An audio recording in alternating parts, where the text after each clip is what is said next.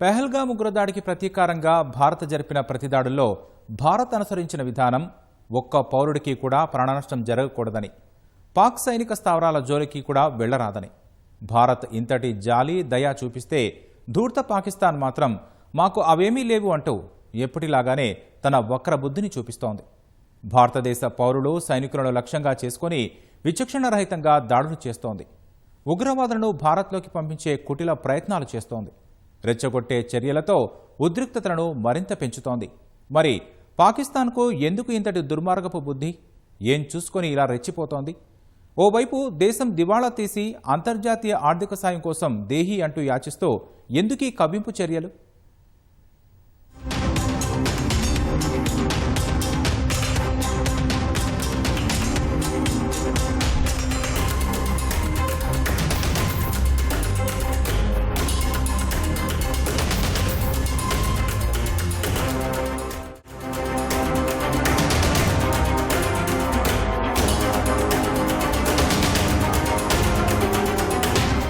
ప్రపంచంలో ఉగ్రవాదాన్ని జాతీయ విధానంగా మార్చుకున్న ఏకైక దేశం పాకిస్తాన్. విచిత్రంగా సైన్యం, ఉగ్రవాదులు భాయి భాయి అంటూ పనిచేసే ఏకైక దేశం కూడా పాకిస్తాన్. ఒక రకంగా ప్రపంచ ఉగ్రవాదానికి రాజధాని Pakistan.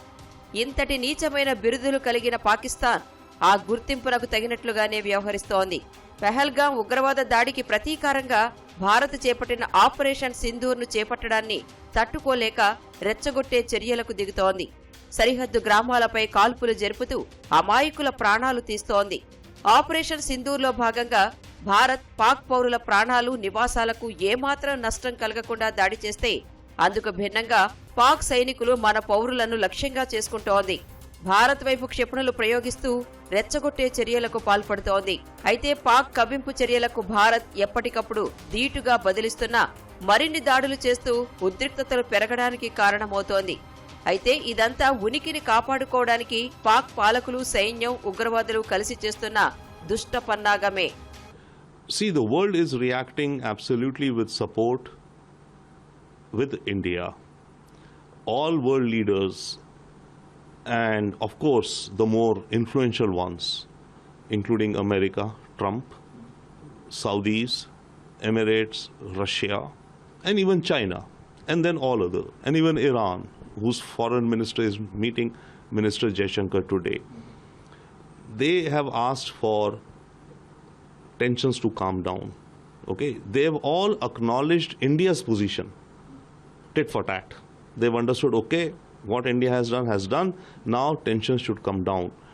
Therefore, the pressure is actually on Pakistan from the world community that it should not escalate matters. If Pakistan escalates, then India will again hit it very hard. So the world community stands with India, and we expect, especially America, Saudi Arabia, and the Arab Emirates, to bring common sense to the elite leaders, military general of Pakistan, that they should not escalate, because if they escalate, it will spiral into a big war.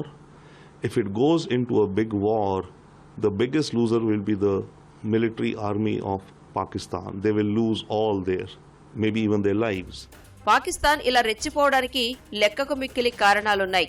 అందులో మొదటిది, భారత్ను అస్థిరపరిస్తేనే పాక్ ప్రభుత్వం, సైన్యం పబ్బం గడిచే పరిస్థితిలో ఉండటం.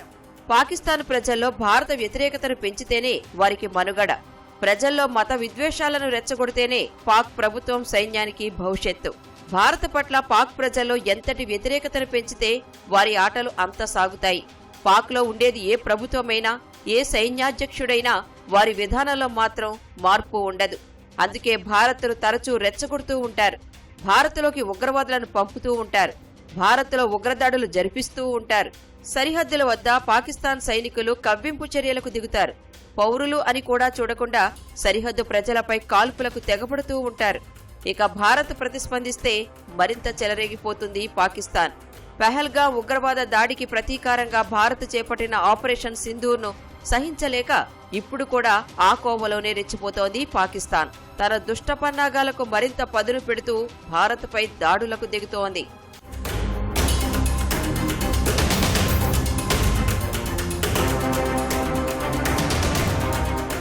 పాకిస్తాన్లో ఏ ప్రభుత్వమైనా సైన్యం కనుసన్నల్లో నడవాల్సిందే. ఎంతటి బలమైన ప్రధాని అయినా సైన్యానికి జీ హుజూర్ అనాల్సిందే. కాదు కూడదు అంటే పదవి ఓడాల్సిందే, లేకుంటే జైలుకు వెళ్లాల్సిందే. అవసరమైతే విదేశాల్లో ప్రవాస జీవితం గడపాల్సిందే. పాక్ గత చరిత్రను పరిశీలిస్తే ఇలాంటి ఉదంతాలు అనేకం. ప్రస్తుతం ప్రధాని షహబాజ్ షరీఫ్ కూడా సైన్యం ప్రాపకంతో పదవిలో కొనసాగుతున్న వారే. తమను ధిక్కరించిన పాకిస్తాన్ తెహ్రీకే ఇన్సాఫ్ అధినేత మాజీ ప్రధాని ఇమ్రాన్ ఖాన్ ను అవినీతి ఆరోపణల పేరుతో జైలుకు పంపించింది పాక్ సైన్యం. అయినా గతేడాది జరిగిన సార్వత్రిక ఎన్నికల్లో ఇమ్రాన్ పార్టీ బలపరిచిన అభ్యర్థులు 100కు పైగా స్థానాల్లో గెలిచారు. షహబాజ్ షరీఫ్ నేతృత్వంలో కొనసాగుతున్నది సంకీర్ణ ప్రభుత్వం. అయితే ఈ ప్రభుత్వం ఏర్పాటు ఏడాది మాత్రమే అయినా తీవ్రమైన ప్రజా వ్యతిరేకతను మూటగట్టుకుంది. అయితే భారత పట్ల ప్రజల్లో ద్వేషాన్ని పెంచి షహబాజ్ షరీఫ్ ప్రభుత్వం ఆ వ్యతిరేకతను అధిగమించే ప్రయత్నం చేస్తోంది. ఇందుకు ఆపరేషన్ సింధూర్ను ఉపయోగించుకుని భారత్పై దాడులు చేస్తోంది. అసలు పాకిస్తాన్ ఇండియా మీద ఎందుకు అటాక్ చేసింది అర్థం చేసుకోవాలి. ఎందుకంటే పాకిస్తాన్ భూమి మీద ఈ రోజుకి 30,000 మందికి పైగా ఉగ్రవాదులు అక్కడ ఉన్నారు. పాకిస్తాన్ ఒకవేళ ఈ అటాక్ ఇండియా మీద చెయ్యకపోతే ఈ 30,000 మంది ఉగ్రవాదులు తిరుగుబాటు చేసి పాకిస్తాన్ ఆర్మీ మీదనే అటాక్ చేసే అవకాశం ఉంది. సో వీళ్ళని బుజ్జగించాల్సిన అవసరం పాకిస్తాన్కు ఉంది. కాబట్టి అందుకే ఈ రాత్రి జరిగిన దాడి ఇండియా మీద జరిగింది. పాకిస్తాన్లో ప్రభుత్వాలకు తన కనుసన్నల్లో నడిపించే ఆ దేశ సైన్యం ప్రపంచంలో మరెక్కడా లేని విధంగా ఉగ్రవాదులతోనూ కలిసి పనిచేస్తుంది. దేశ రక్షణపై దృష్టి సారించాల్సింది పోయి ఉగ్రవాదులను పెంచి పోషిస్తుంది. పాక్ నిఘా సంస్థ ISI దీనికి సహకరిస్తూ ఉంటుంది. భారత్లో అనేక ఉగ్రవాద దాడులు జరిపించిన హఫీజ్ సయీద్, మౌలానా మసూద్ అజహర్ లాంటి ముష్కరులు సురక్షితంగా ఉండేందుకు ఏర్పాట్లు చేస్తుంది.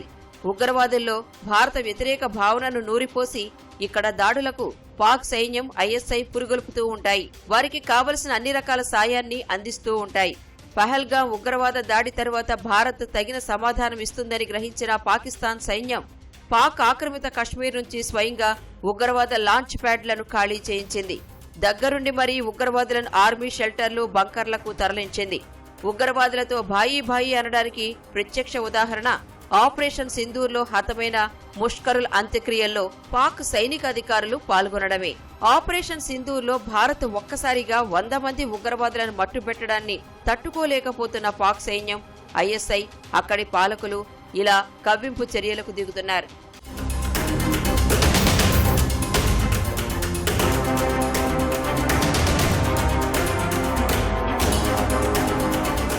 పాక్ సైన్యం పట్ల కూడా అక్కడి ప్రజల్లో వ్యతిరేకత ఉంది. పాక్ సైనిక అధికారుల్లో విభేదాలు ఉన్నాయి.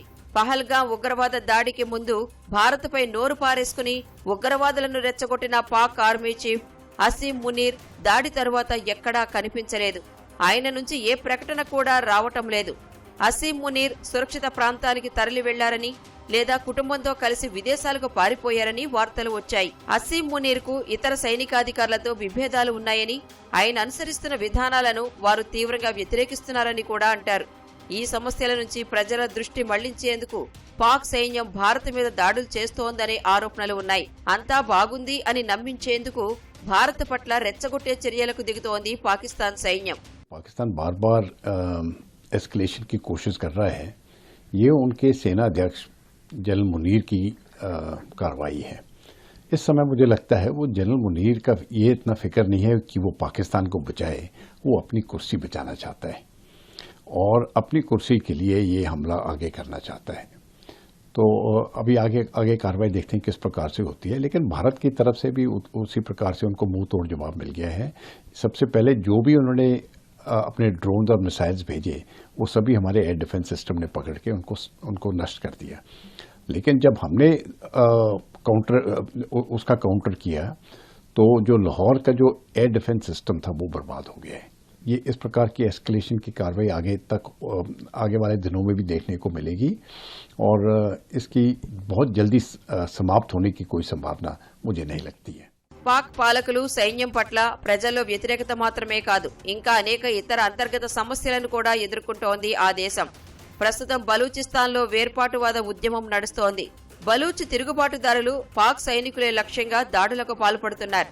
ఆఫ్ఘనిస్తాన్ సరిహద్దుల్లో తెహ్రికే తాలిబాన్ ఉగ్రవాద సంస్థ పాక్ ప్రభుత్వానికి కంట్లో నలుసుగా మారింది.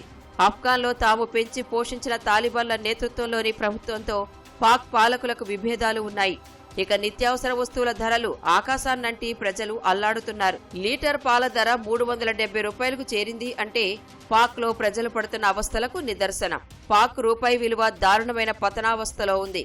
అమెరికా డాలర్తో పోలిస్తే 250 రూపాయలకు పైగా ఉంది. దిగుమతులకు అవసరమైన విదేశీ మారక నిల్వలు 2 నెలలకు మాత్రమే సరిపోతాయి. ఇలా ఆర్థికంగా దివాళా తీసి అంతర్జాతీయ ద్రవ్యనిధి రుణం కోసం దేహీ అంటూ దేబరిస్తోంది పాకిస్తాన్. ఈ పరిస్థితులన్నీ కలగలిసి పాక్ ప్రభుత్వం సైన్యంపై ప్రజల్లో తీవ్రమైన వ్యతిరేకత ఏర్పడింది. అదే సమయంలో ఇమ్రాన్ ఖాన్ కు మద్దతు పెరుగుతోంది. ఇలా ఆర్థిక రాజకీయ కల్లోలాన్ని ఎదుర్కొంటున్న పాకిస్తాన్ ప్రజా వ్యతిరేకతను తప్పించుకోవడానికి భారత్పై దాడులను ఓ ఆయుధంగా మార్చుకుంటోంది. ప్రజల్లో భారత వ్యతిరేకత భావనను, జాతీయవాదాన్ని, మత విద్వేషాన్ని రెచ్చగొట్టి తమ పట్ల వ్యతిరేకత రాకుండా చూసుకుంటున్నారు పాక్ పాలకులు, సైన్యం.